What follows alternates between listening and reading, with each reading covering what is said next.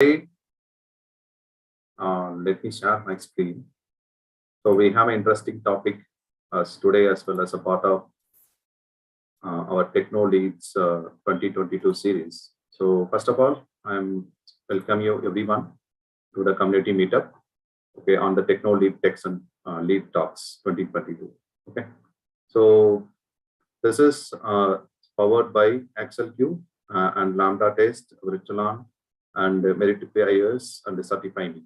Okay, so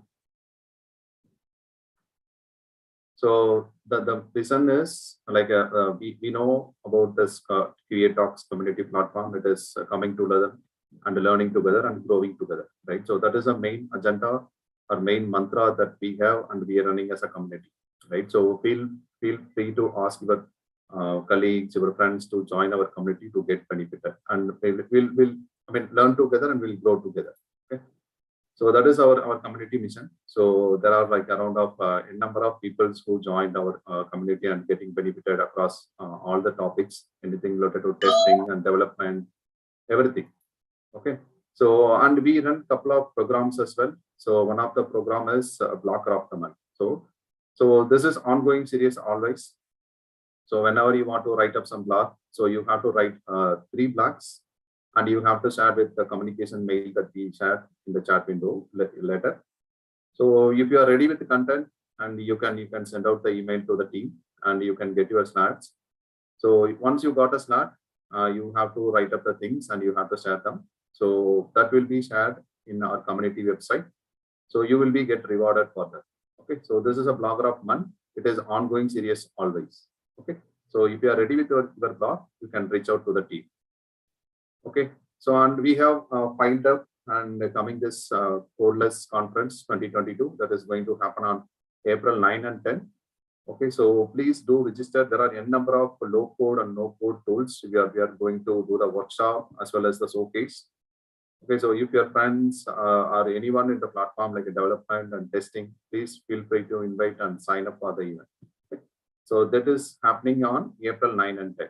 Okay, so please do registration or our Tech Talks community, QA Talks community website. So you can sign up, and this is a free event. Okay.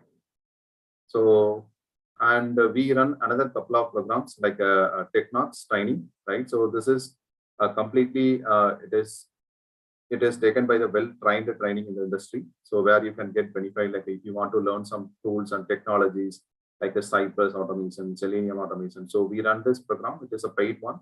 So if you guys are interested, please reach out to the community member. So Vinayak is the contact person, the main person. So you can reach out to him to get more details about this program training. Okay. So, and our community sponsors are XLQ is our diamond sponsor. So XLQ is a AI-powered codeless test automation tool that will give you the different platform like a web, mobile, API, database automation. There are so many things, and the natural language it is, and it is basically no code automation. So you don't want to write any automation code specifically. You have to just use the actions that is predefined in the application, okay, in the tool. So our silver sponsor is Virtualan. Virtualan also it's a consulting and servicing company. They provide so many services in terms of automating API. There are multiple services they have. They have Virtualan server and Virtualan API automation also.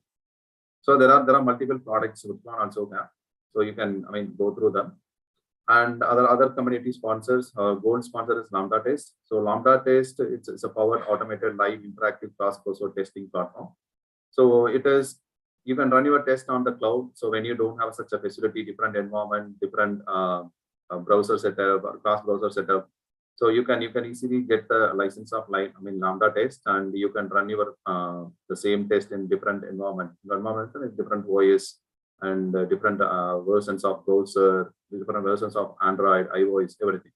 Okay, and our bronze sponsor is Meritorious, so which is kind of service provider company. They are providing the different services across the testing. So, and we have community contributor for community collaborations. We have a Test Compass. It is again like a servicing company. So they are providing multiple services and the structured testing pertains to the clients. And we have a QA YouTube. So whatever the videos or sessions that we are making. So we will be published on the QA Tube as well. So our certificate sponsor is Certify Me, so who provides any certificate related to activities on the QA community. Okay. So, and we have a community collaboration as a part of ATA, which is Agile Testing Alliance, and we have a selectors club and testing tech news and testomat IO and Prova test. Okay. So, and with that, we will start the session today. So today about this webinar it is a part of our Techno Talks 2022 series. And this is episode 4. We have done already 3 episodes. So guys who missed it, it is available in our YouTube channel. Okay, so you can go on, you can watch and you can share it with your friends. Okay, so the today topic is like how you can transformation from QA to QE. Okay, so it can be manual from automation, extended of automation or beyond the automation as well. Okay. So I happy and glad to invite our speaker today, Stephen, who has informational leader in the industry for almost 18 plus years. He's basically from UK. So let's, without wasting any more time, let's welcome our Stephen on the stage to present the series. So Stephen, it is, the stage is yours. So you can take. Oh, thank you for that introduction. I'm not sure how I'm going to follow that. I shall do my best. Hello and welcome to everybody. I'm just going to share my screen. I'm going to start off with a little bit about myself, and then before we jump into that, so you can all get a view of who I am. So I'm not going to read all these words out, but yeah, I started in 1992. So this is my 30th year of software testing. And I'm telling you, wow, I really don't know where the time has gone. And the best thing about this is I'm still learning. I still believe I've got lots and lots to learn. And what I've listed here these are the kind of achievements that I'm proud of throughout my career. But I would say probably the most really important things to me are the number of people that I've trained to be software testers, that I've done mentoring. And there is one guy from the UK who stands out. He actually started as a pizza delivery van driver. And he approached the company I was working for at the time and was curious, just wanted to know what we did and how we did it. And I took him under my wing. And now, as we're looking 15 years later, he's head of testing for that company. And I just think he is an amazing person.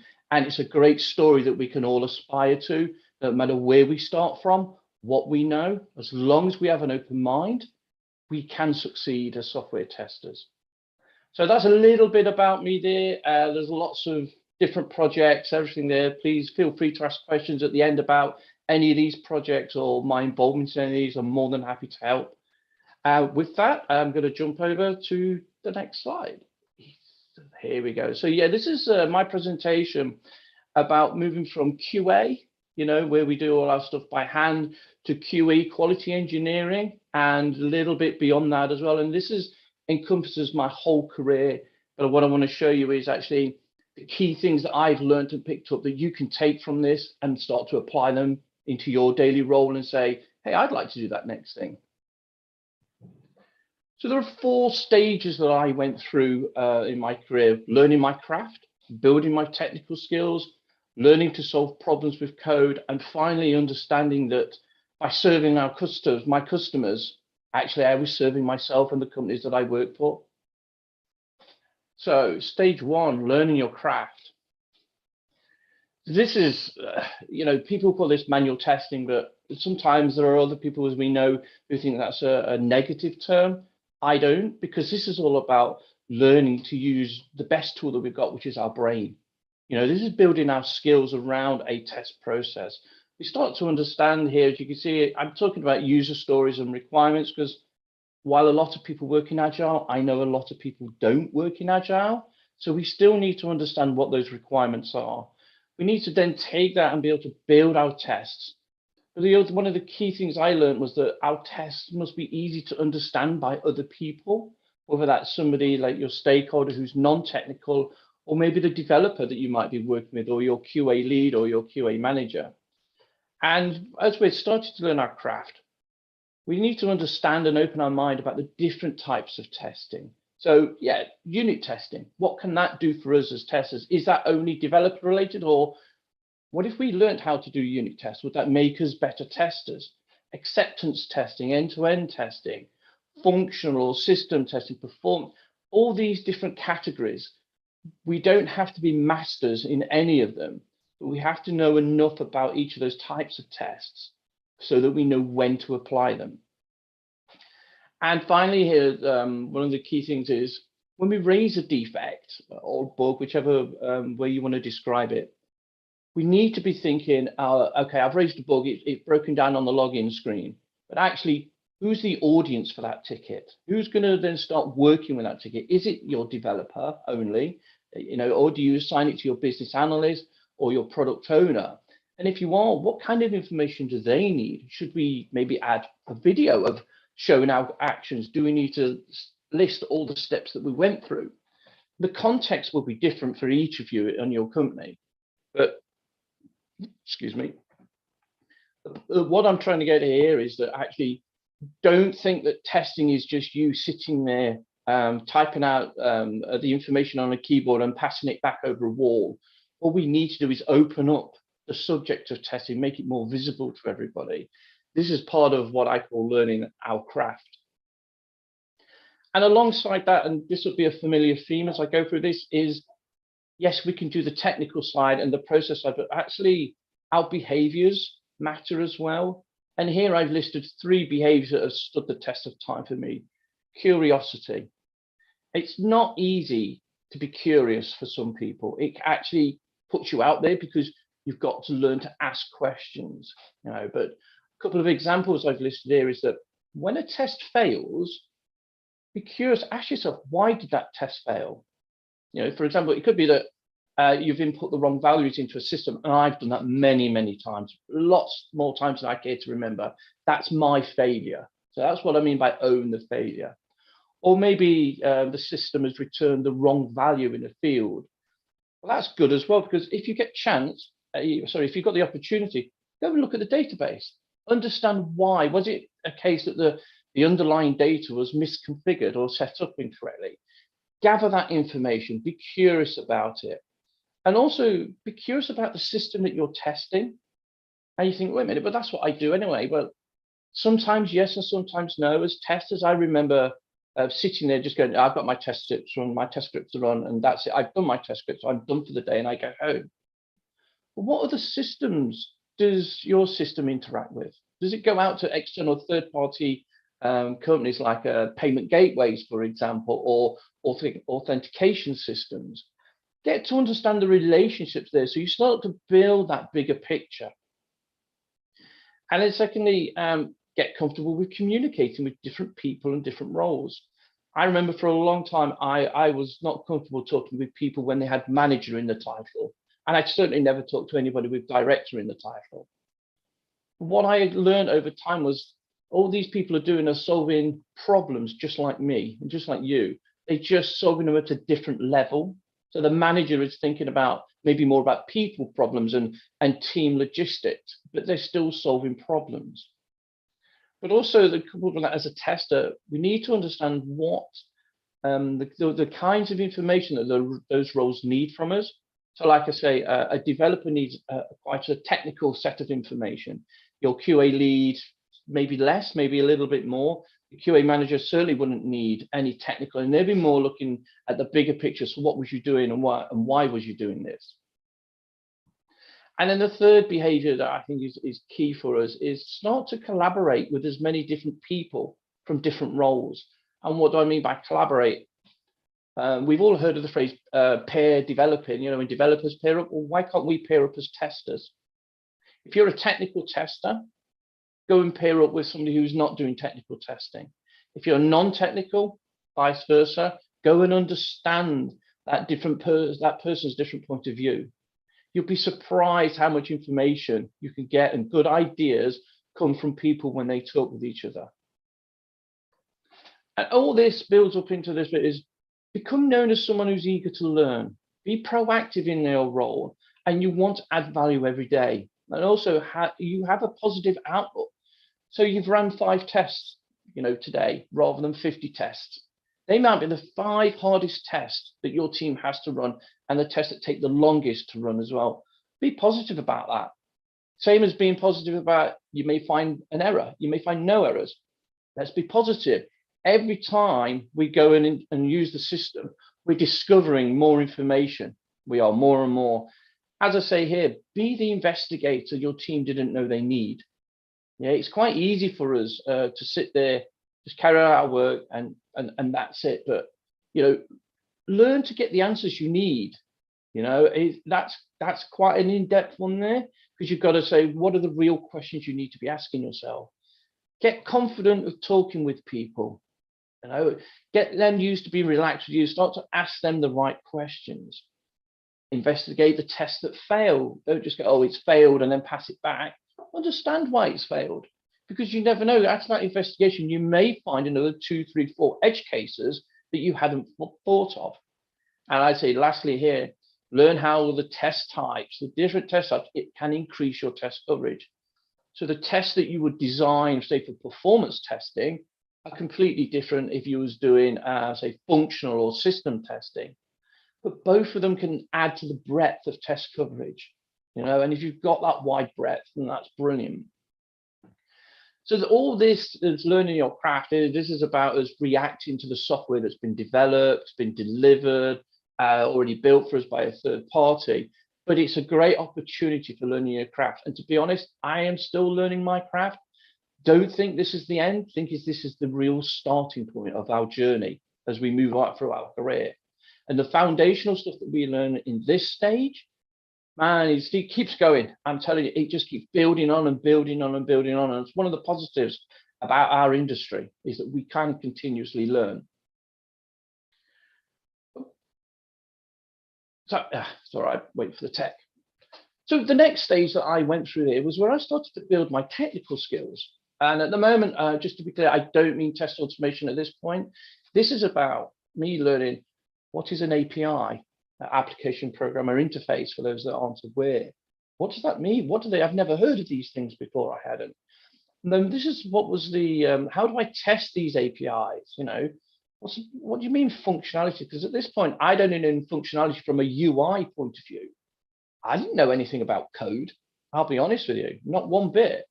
And I've listed 2 aspects here: API and performance testing, because I think these are most relevant today. But the idea about the technical testing is you start to use the tools rather than just your brain and your fingers and your great investigation skills. You now couple them with the tools that we have today. So performance testing tool, JMeter is a good example. It used to be Load Runner, but that's quite expensive. People moving more across to JMeter. And APIs, Postman. If you've not used Postman, it's a great tool. And the good thing about Postman is you can use it for exploratory testing. You explore your APIs. You understand what they do. Dive in a little bit deeper there, the 3 types of tests that I've listed: functionality, performance, and security. These were a real eye-opener to me, that how do you performance test an API? I mean, nowadays we use maybe Wiremock or some kind of mocking service or third-party or tool to help us build that when the service isn't complete. But when the full service is in place, there's so much we can learn, rich information that's on the APIs that isn't always presented at the UI layer. And this is more important if you move from REST APIs to, say, a GraphQL implementation. You get loads and loads of information coming back. So with functionality of an API, this is, if I do a particular type of request, say I do a login request, so I send my username and password, I expect that they will come back with, yes, this is all good because I've put in the correct and valid details, and you are then allowed to go and move into the system. But you could also cover if you put bad data into that API. This is what Postman allows you to do. What do you expect to happen? Do you expect a 404, not found or bad data? So you might get what type of 500 series or a 400, or worst case, if you put bad data and you get a 200 back, that's a great thing for us to go exploring, and that's what an API tool like Postman allows us to do. Performance testing, I'm sure everybody's familiar with performance testing. But again, JMeter, it's a great tool. I keep referencing JMeter throughout my career. Yes, it's got its limitations, but for people who are just learning how to get involved with performance testing, it's a great tool. It really is. And I've listed 4 types of tests there, and some of those can be broken down even further and further. And for those who may not know, JMeter even allows what used to be called distributed testing, where you can run the same test from 2 or 3 different machines or different IP addresses and start to simulate what the real world would look like for your application. We do for this. Behaviors. As you're building out your tech skills, resist the temptation to look inward at yourself.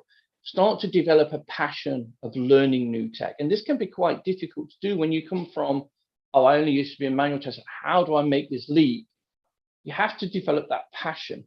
Yeah, then from that passion will come motivation. From that motivation will come curiosity and a desire to succeed.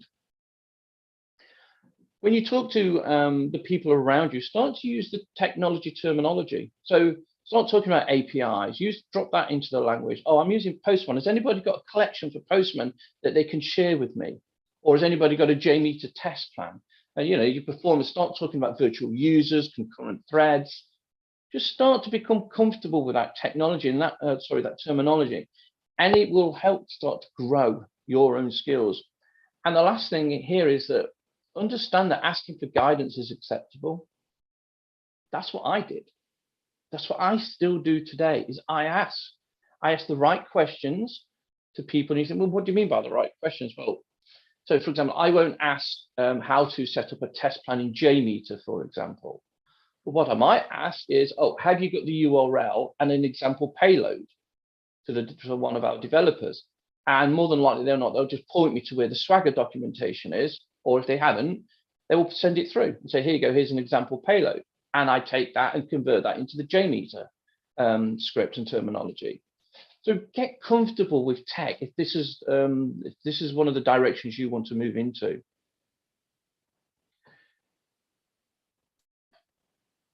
Come on. There we go. Sorry. Yeah, also become the go-to person for testing. Be that person who's loud and proud and say, yeah, I'm a tester. Celebrate the fact that you're a tester. And here, one of the things is to start to build on your tech skills. Start to learn the fundamentals of behavior-driven development. There's a lot of misconceptions about behavior-driven development, and people think, and I did at start with, think that it's all about writing the feature files. No, the feature files are the output of a couple of processes or steps that go before that. Understand what example mapping is, for example.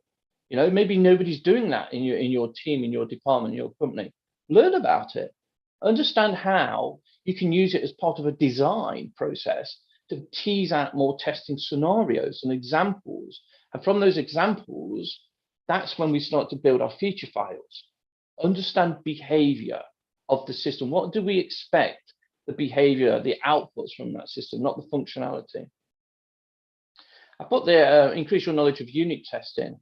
This is more focused around helping devs, believe it or not. There are some devs I come across today who don't write unit tests and have never written unit tests, and they believe their code is good enough. But when their code starts to scale out and we start applying security design techniques against it, for example, like threat modeling, we find lots and lots of gaps. And devs can be all people can be uncomfortable admitting they don't know something. But if we have that knowledge and go, well, yeah, I've done some unit testing before, or I know how to write unit tests, and we haven't got to be masters of it, I can help you do that. Because at that point there, that's a great introduction to things like test-driven development. Get some tests written first, start to expand your knowledge and build on that. I've listed a couple of tools here, and the JMeter, the Postman. If you've not heard of K6, it's a library for performance testing, and inside it's got built-in REST API and GraphQL APIs. It just comes out of the box. It's written in Go, but there's a JavaScript front end. So if you know JavaScript, great tool. I use it as much as I can. And Gatling is a Java version. I've not put SpecFlow down, for example, if you're on the C# side. But the good thing about there's a mixture of GUI tools, the JMeter to the Postman, and 2 libraries as well. Again, it's about getting familiar with these things. And then finally, don't keep your tests to yourself. Share your tests. You know, if somebody's asking on your team, oh, has anybody got a Postman collection I can use to test, create new customer endpoint? If you've got it, share it with them. Become that go-to person. Let people know that you're available to help them when they need the help. Add the value beyond being the investigator, running the tests. Start building this out. So the third stage, becoming the test automation engineer. When I was putting this together, I was so tempting to say, and learn to code first. And that is on the next slide. But for me, when you start to get to this sort of level, you know, this is, you can't do this in isolation. You do need everybody involved. This is the start of where I say testing is everybody's responsibility. You know, as somebody I've worked in high performing teams that release multiple times a day into production. You know, you can't be the only person writing automated tests because you're a backlog instantly. You know, we're talking from a feature that hits, you know, is pulled out the backlog, and within 3-4 hours, working software is in production. The whole team has to be involved in development, design, and testing, automated testing, with almost 0 manual testing. Have to get everybody involved. And alongside that, what this is, this is being the test automation engineer. It's not always just about writing feature files or automating tests. It's about being able to apply automation techniques to manual tasks or long-lived tasks or tasks that your team find boring. You know, maybe you, maybe once a week you have to transfer, I don't know, 100 or 1,000 PDF files from one location to another. Write a script to do it. Don't do it yourself. Write a script to do it. Just run that script every time, every time. One of the other key shifts here again is you're now going to be expected to solve problems through code. And what I mean by that is you need to think like a developer. You need to put that developer's hat on. Yes, you've got the title test engineer, test automation engineer, whatever, but you're solving problems through code, just as the developers are. They're solving our customer problems with code. You know, this is one of the key shifts in our behaviors. We've done our exploratory, we've been our investigator. Now we're starting to get into that space where everybody's going to start looking at us, and we need to be on the boil all the time. Become familiar with developer activities. Yeah, so, you know, what do you developers do? Do they sit there and just write the code? Yes, but what else do they do? Well, they write unit tests. Yeah, okay, so what else do they do?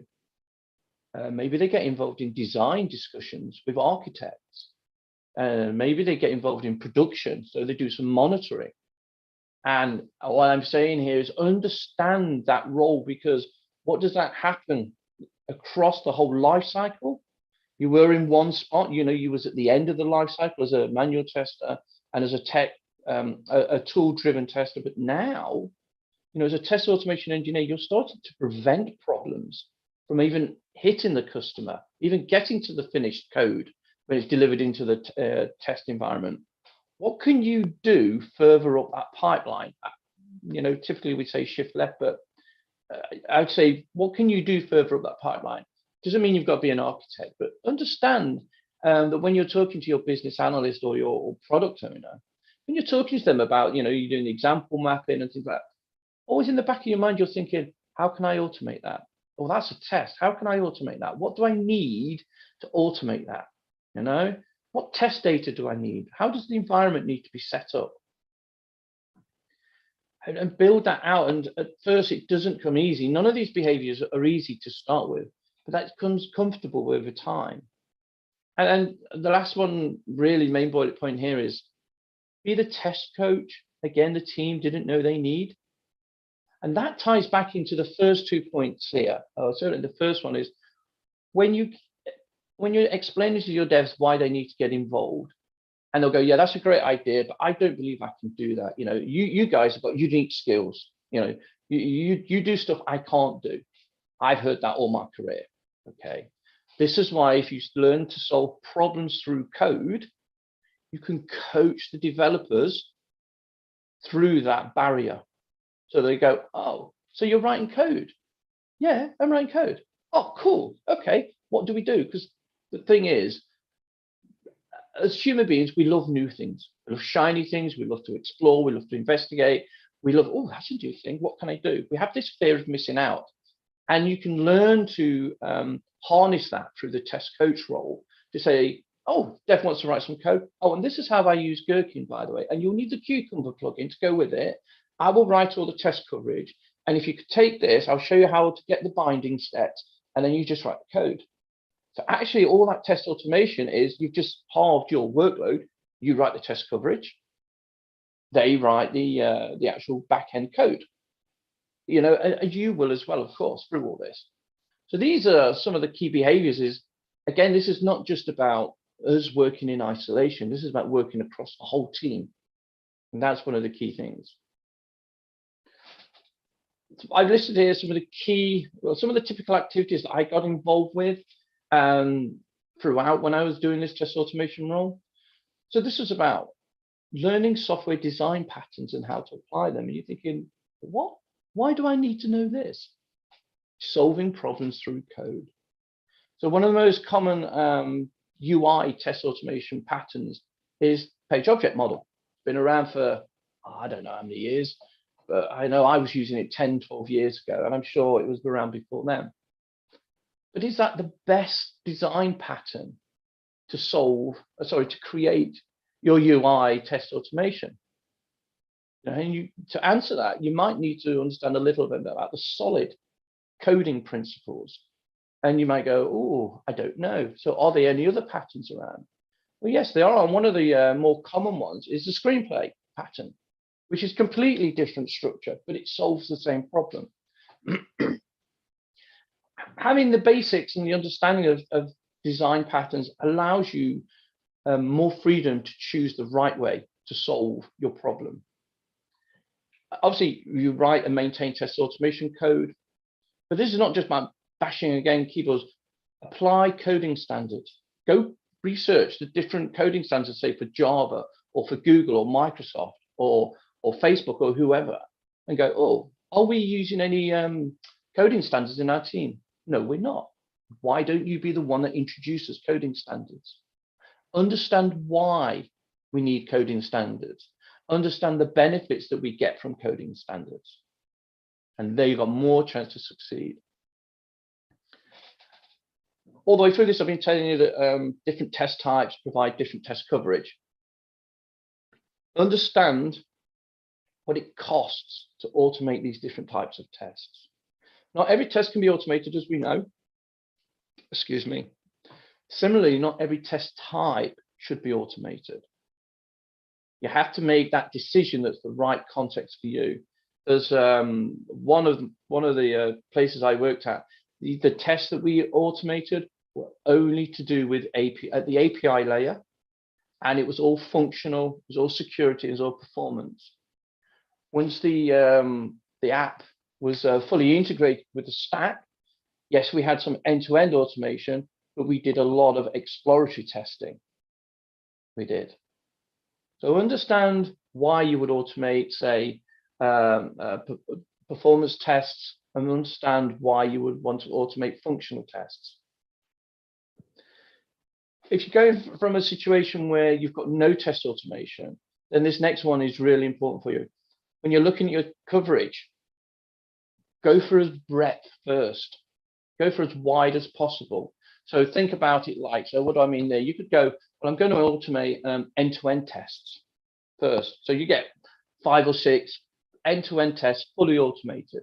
So that you know you can run them as a regression. And you go, if they still run, then you know the whole system still works. And once you've got that breadth, then you could take each component there and do a deep dive and say, well, this component, what does it do? Well, let's look at the functionality. What is the golden path through that component? And then what are the edge cases that fall off on each side of it? And build out that. And you'll find that as you go deeper, you will then find that your developers and your architects and people will start to want to add value into there for you and for them. Test automation reporting. Sometimes I think this one is not paid enough attention to as it should be. So, for example, what I've seen, and I've done it in the past when running performance tests via JMeter, it produces a nice report, I think they call it, but actually it's more of a graph with a series of bar charts, and it tells you things like throughput, virtual users. But is that really a report about the performance testing? Does it talk about the performance objectives that you were trying to achieve? Does it tell you about the other resource utilization of your environment? So, or your test pass, but maybe your CPU utilization was at 95% or more. Is that acceptable for you? Might be. It could be that as your performance tests were running, you generated gigabytes worth of test data that's now sitting in the test environment, which now means everybody else who runs their tests after you, it all runs slow. So do we need to think about here? So does that mean that our production environment, as it really fills up with gigabytes worth of data, it's going to slow down? That sort of thing is, you know, as I say, is about reporting at the right level of detail for the right audience. So some of those examples I've given there, you wouldn't pass to a senior manager, a director, or a business stakeholder. You probably pass more to your technical management and your technical architects and say, hey, even though these tests have all ran and successful, I noticed that the CPU utilization was at 99%. I noticed that a lot of throttling was happening on the API gateways. Is that something we should be concerned about? So be aware that when you're doing the reporting, you are reporting the right information and you're not just taking it at face value. Performance testing is just an example. It could be any type, but you're actually understand that's that investigation. That's being that investigator and building that out. And then prevention is better than cure. This is I think this, for me, this is the key principle as a test automation engineer. We prevent problems getting into that code, into that, into the customer as soon as possible.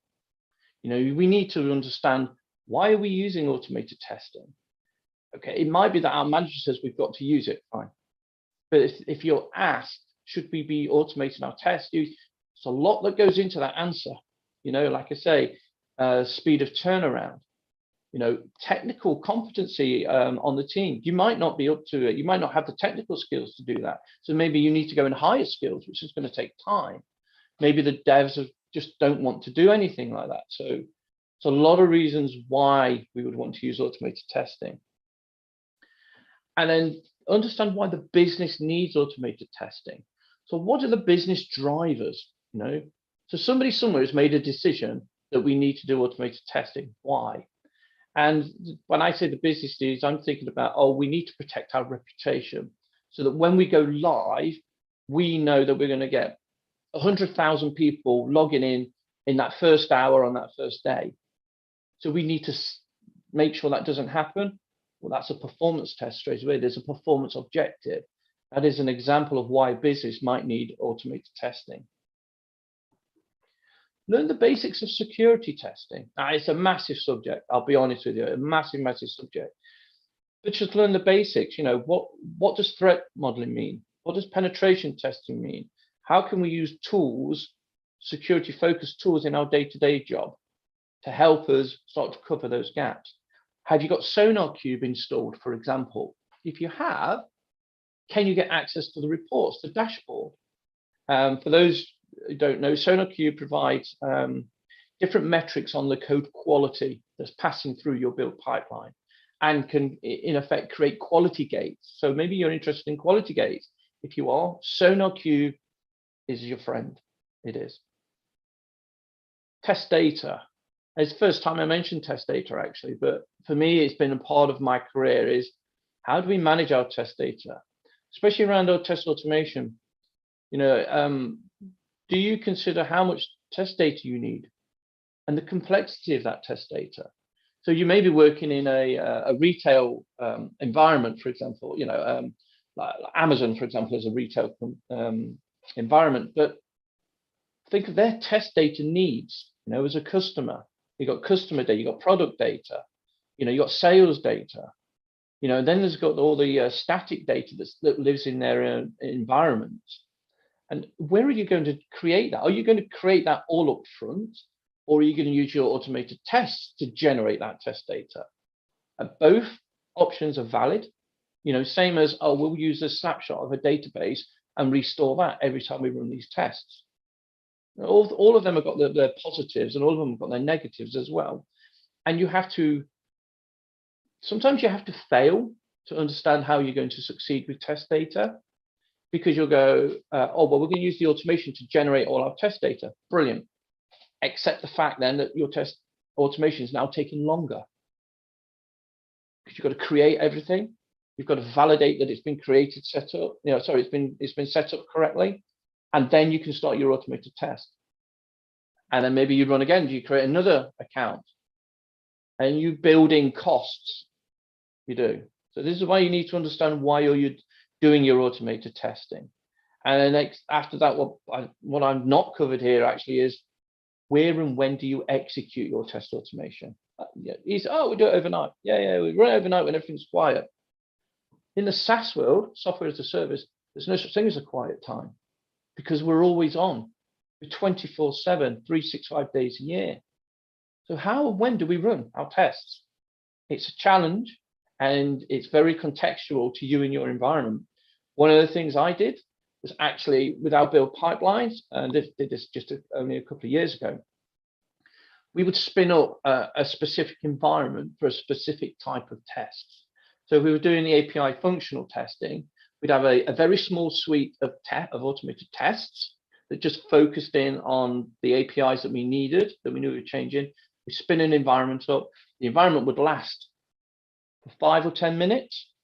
It wouldn't be a full environment. It'd be mocked on the third-party services, and we'd get our test results from there, and we'd tear the environment down, and we'd move through the pipeline. But of course, there's a cost there, because then the pipeline gets longer and more time. You have to think these through and be aware of, from a design point of view, about your test automation. Quality engineer, stage 4. So I call myself a quality engineer. I do. Yeah, because I think this is a fantastic place to be. And there are lots of definitions of quality engineer. One of the better ones I like are how Atlassian define a quality engineer. They don't anymore. They used to, but now they call it quality assistants.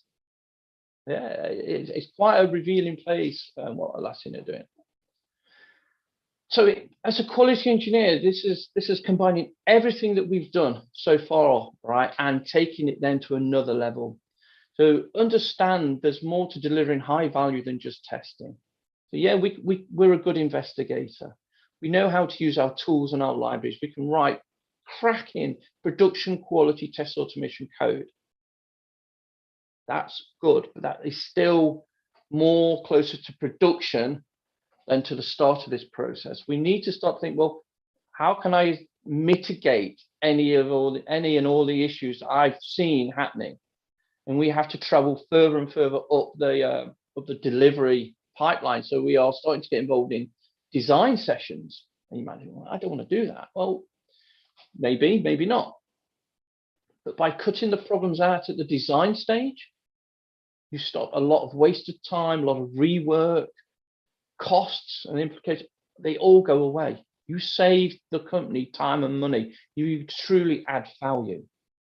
But also at the other end, once you've delivered your automated test and that change goes into production, you should then go and look, if you've got access, you use the right APM tools, your AppDs of this world and things like that. Start to look at their alerts. Make sure, are the alerts even set up? If they're not, get alerts set up. Look at other things, the bigger picture. Become a systems thinker. Take that whole responsibility of going, I'm now in charge of quality. As I say there, become known as the quality person, but not the blocker. It's a fine balance of saying, we need all these things in here. That's true. Everybody will agree with you. But everybody will go, we can't stop the delivery of new code. So you have to think like, well, what's the most important one that we're going to, not that I will get the most value of, but the team will get the most value of.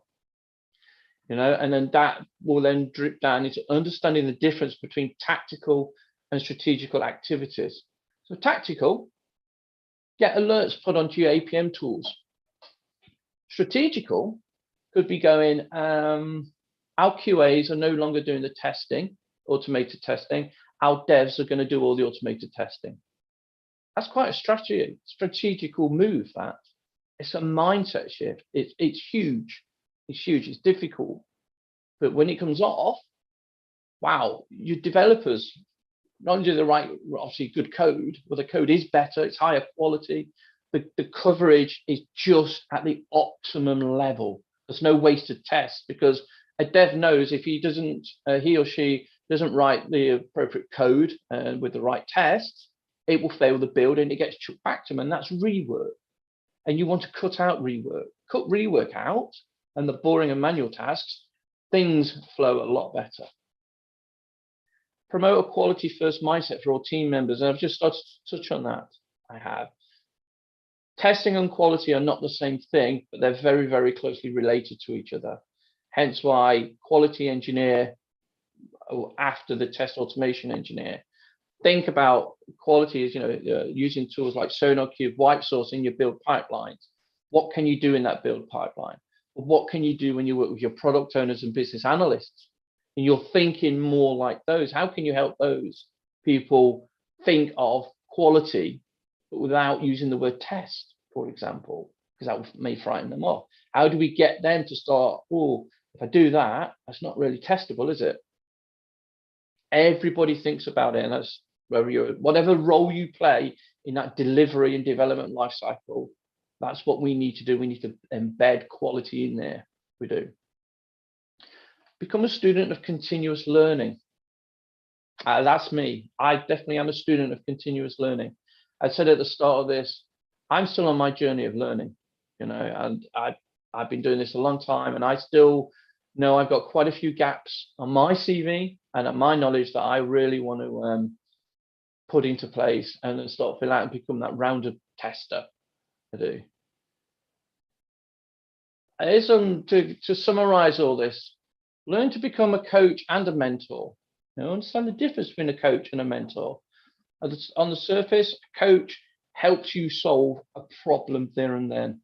A mentor, would say it's a longer lived process and takes a different approach to this. So, well, I've tried this approach before. What do you think? Do you think you could do this? Be comfortable with making mistakes, creating experiments, proof of concepts. Sometimes with code, as I put here, because not all proof of concepts have to have code. That's the whole thing about quality. An experiment can fail, and that's fine.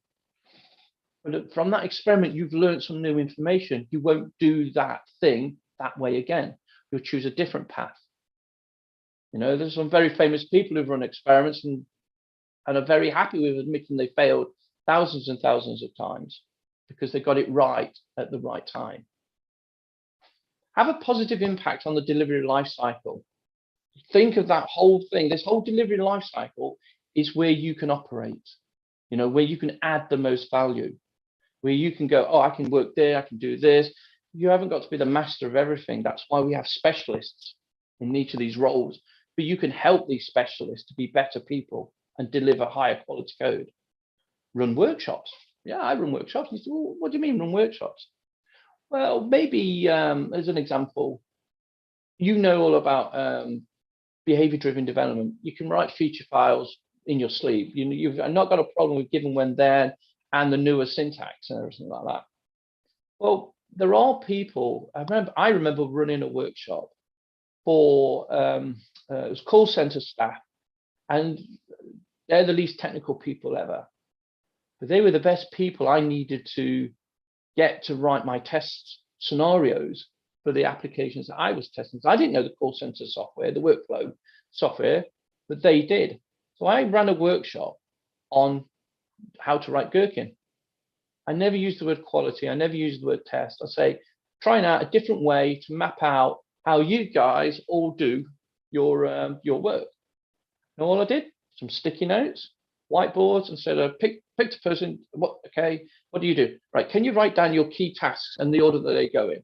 And then yes, I need this. Before we know it, we had this massive workflow of about 9 different people. And they were then going, wait a minute, no, I can't do that until you've done that. Oh, so there's a dependency chain there. Yeah. And I only do that on a Tuesday on the 5th month of every year. Oh, another dependency. And I got all that valuable information, and really, I didn't do much work except enabled people the opportunity to talk about what they do. Create test strategies. I put strategies because sometimes your automation strategy might be different from your non-automation strategy or your performance testing strategy. But essentially, it's about writing that big picture. And I don't mean writing a 40, 50-page document. It could be a one-pager. It could be a picture. Done at 30,000 for. I've done that before, and that's been signed off by divisional directors who've put money into the budget for me based on that one picture. It's about conveying the information to the right person at the right time. And then technical stuff that I'm talking about here. Get involved in code reviews. If you've done enough or writing code, look at the pull requests. Be comfortable approving and declining and commenting on these pull requests. People will thank you for them if you spot something that they don't, or their colleagues don't. Start to move your testing automation into smaller, more focused suites, which I've touched on.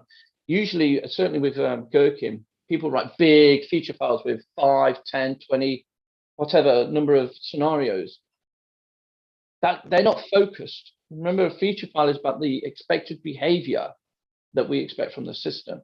Break them out. You may go, well, actually, I want some positive test suite here, a negative test suite here, or I only want this particular feature file has only got all the golden paths for our system.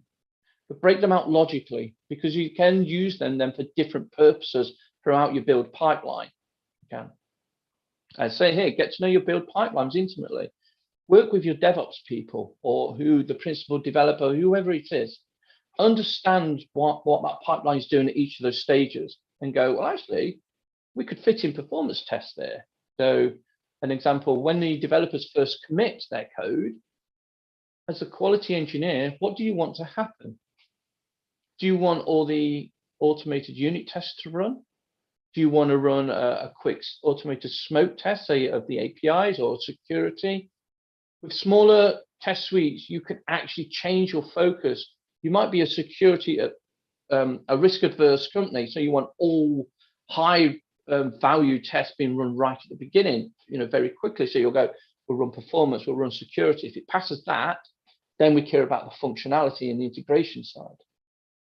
And which obviously ties into the last bullet point there. Get comfortable applying multiple types of automated tests across CI/CD pipelines. It might be that you don't have access to it, but you keep pushing for it. People will find it hard to say no, because you're working for the best of the company, the better of the team. You want to deliver better quality software for your customers. You do. And then with that, this is it. So this is the end of the presentation. So if you want to know more, obviously we've got lots and lots of time for Q&A, I think. We're coming close to it. But also, I want to start distilling everything I know I do, and I do mean everything, to help people like yourselves. So if you want to connect with me on LinkedIn, there's my details. Include the hashtag QA Talks. So I'd get that in for our host today, and I'll know that you're coming from here. And I will invite you to a private group where we can talk more and more about testing and quality. I'm going to stop now before I take up any more of your time. Yeah. Thanks, Steve. That was very helpful and very deep insight, transforming ourselves from QA to QE, right?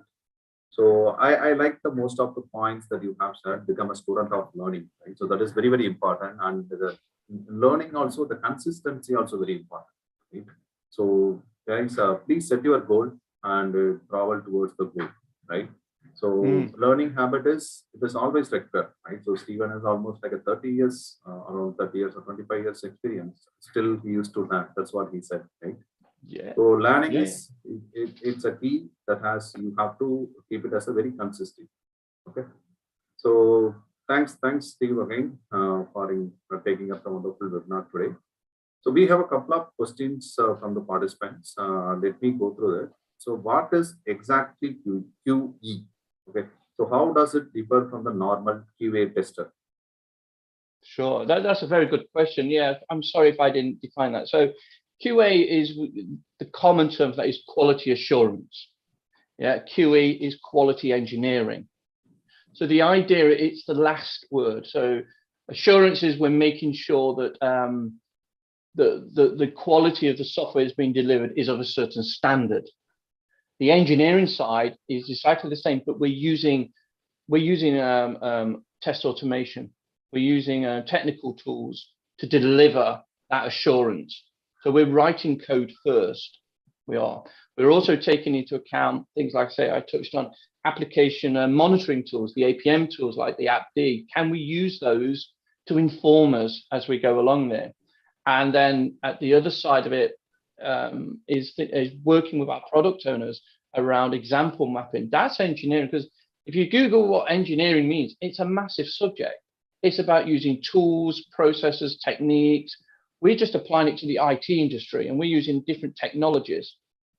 We are to get to that level. Does that answer the person's question? Yeah. So we have one more question. So how do you stop or prevent when you see the quality is getting compromised? Good question. I think if it's got to that point, depending on where we are on our journey, we might have already failed, if you know what I mean, because as we start to be more test automation engineer focused, we should be starting to prevent compromise to the quality. So that's what I mean by shifting up, get involved, talking about the requirements. So you can do requirements-based testing, for example, something I used to do way back in the late 90s, early 2000s. I think it's fallen out of fashion now because we don't do requirements, we write user stories. Well, that's fine. A user story is a requirement of the behavior that we'd like to see, yeah, of the expected behavior. So when you look at that user story, is it clear? Do you understand who the user is? You know, if it says as a user of the system, I would question that bit of the system. What role are we playing here? Are we the administrator? Are we a new customer? Are we an existing customer? Different context. And then look at the acceptance criteria and go, so what do you mean it should, the page should respond in an acceptable amount of time? Acceptable to whom? It's acceptable to me in the UK, to you in India or Sri Lanka or Brazil? Are we using cloud, edge networking? So when we talk about compromising the quality, we have to look at ourselves and go, what could we do more? And where could we apply that? Okay, thank you. That helps. So we have another question. So how to define the quality? Good question. Whoever asked that, yeah, got you. I've been asking that myself for 30 years.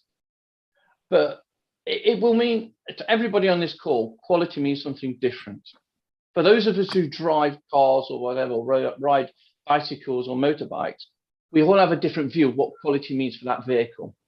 Quality for me is not quality for you in that context. When we talk about the computers we use, some people love Apple and won't use anything else. Some people love Windows. Some people love Linux. That's a different set of quality attributes again. All different again, it's all in context. But when we start talking about here and now, quality engineering and things like that, what I come to is a quote by a guy called Jerry Weinberg, who once said that quality is value to somebody at some time. And when you actually think, you think, what are you talking about? But when you think about that, it's a powerful statement. And to be honest, on my internal presentations, I have that statement on all of them. So all my directors and all the CTO I work with, everybody sees that definition of quality. So that definition is being worked into their mindset without them even knowing. I hope that helps.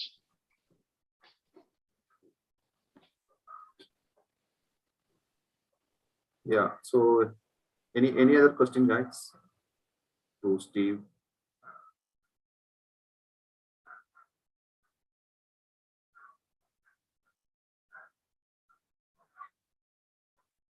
Okay, so we have one more question. How the service-based companies transform from QA to QE as they mostly focused on the QA side?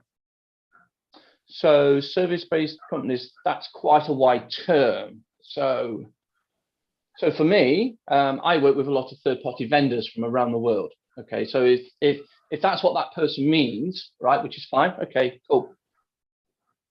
So I'll tell you actually what we're doing at the moment. So one of the parties, third parties that we're working with, they supply a ready-made squad, a team, so many developers with a tester and a squad lead. To us, that's a service. And that QA person can be of varying technical skills, behavior skills, etc., etc. So one of the we offer this two types of automation. So for the QA person who hasn't got all that skills and they haven't got the time, we say, why don't you use a low code or no code solution, which I think your suppliers touched, the sponsors touch on. The ones that we use is a tool called Puppetry. I don't know if you've heard of that. It's a great way to get into it, and it's a great introduction. The second one is more about building the automation framework. We give our squad, our third-party squad, a very basic API and UI test automation framework. It's written in C# because that's the languages that we use, and we say it's Gherkin front end. Okay, so it's all feature file driven front end. The QA for that team will write the test automation coverage in the feature file, and then we can build out there. Does that help? I'm sorry, that basics. I can't talk too much about what we do, but essentially we offer options to our service, our third-party services. We do and say, hey, if you're technically minded, we want you to deliver an automation framework as well for us. Well, the testing, I should say. Yeah, thank you. So we have one more question. So so how to groom a QA engineer in the managerial activities? Sorry, is that in the chat? You just broke up there. Here we go. How to groom a QA engineer in okay. Being a manager is all about people. It's not about tool sets and technologies. It's about people, about processes, and it is about understanding people. For me, when I was a manager, I was really focused on building my people up, educating. The way I look at it is that if my people increase in their technical skills, their more softer skills, that makes my job as a manager a lot easier. But how did I become a manager, which I think is what the question is going? I used to show a lot of empathy for people and be that person who would help people, be that proactive person, because when managers from above are looking down to say, who can we be a manager? They're looking for good fit of people. Managers and team leads that are going to look after that team first, because it's the team that does all the work. So if you've got a horrible manager, the team won't do the work. They might leave the company. But if you've got a good manager who respects the people, that is more likely to be that. So you've got to learn. You've got to learn on your soft skills if you want to be a manager. Technical skills are always important in today's world, but build up. Learn to talk. This is what we're doing now today. Talk. Understand that person. I would say it's a hard question to answer because obviously we can't all give the right context. I appreciate that, but yeah. It's have that empathy for that person. Oh, and of course, say that you want to be a manager. That's the best thing to do. I want to be a manager. You might get put on the training course. You know what? That works. That's the thing. It works. Yeah. Okay. So, do you have any course or any materials recommendations to become a QE? I mean, Is there any course that recommend I can enroll? So yes, I Okay. think yeah, Steve runs yeah, and I mean the end of the slide is shown, right? So there are academic that is running by the Steve. So you can anyway, I mean, anytime you can enroll and you can get 25 better different courses. That's correct. See, I was going to say the same. I think you guys, from just looking at the front slides, there's a lot of partners you're working with. I think Yes. we'll do some great courses as well. If it's okay, as a side, it's something that I want to get interested in, is how to write courses for people and start to learn myself. So I'd say go with QA Talks. So that person who's asked it, some great partners already doing some good things here, especially Lambda Test. I know Provar Test do some good stuff as well. Go look at them. That's what I'd recommend.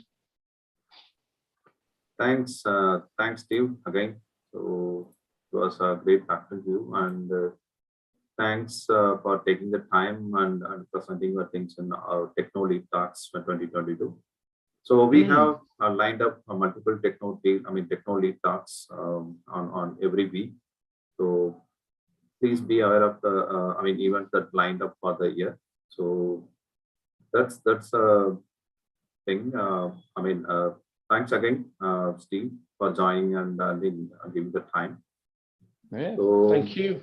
Yeah. So we have a Discord channel. Okay, so where you can join and you can get benefit out of. So there are multiple things. I mean, there are multiple discussion will be going on the Discord channel, like for any job openings around the globe, and any technical discussion, tools, technologies. So please feel free to join our Discord channel. Okay, and we are available on the multiple community forum. Multiple social media platform as well. So please follow us on the LinkedIn, and we have pages on the Facebook as well as Twitter. We are available on the Telegram as well, and we have an Instagram channel, and we have a YouTube channel as well. So in the YouTube, so you can find all the videos and all the webinars or whatever that we are posting. So please subscribe to our community channel, YouTube, and share it with along your friends as well. So that's all for the today's webinar. And again, thanks to the participant and thanks to the presenter spending time and giving the insights how we can transform ourselves from QA to QE. Okay, and thanks to our community partners and sponsors, Lambda Test, Axel Q, and Meritorious Q, and QTube, QATube, and Test Compass, Certify Me, and Selectors Hub, ATA, and Testo.io, Provar Testing, everyone. Thanks, thanks, guys. We'll meet you soon in another webinar. Excellent. Thank you for your time and inviting me. Thank you. Thank you. All right. Have a great weekend, everybody. Have a great weekend. Thank you, guys. Thanks for joining.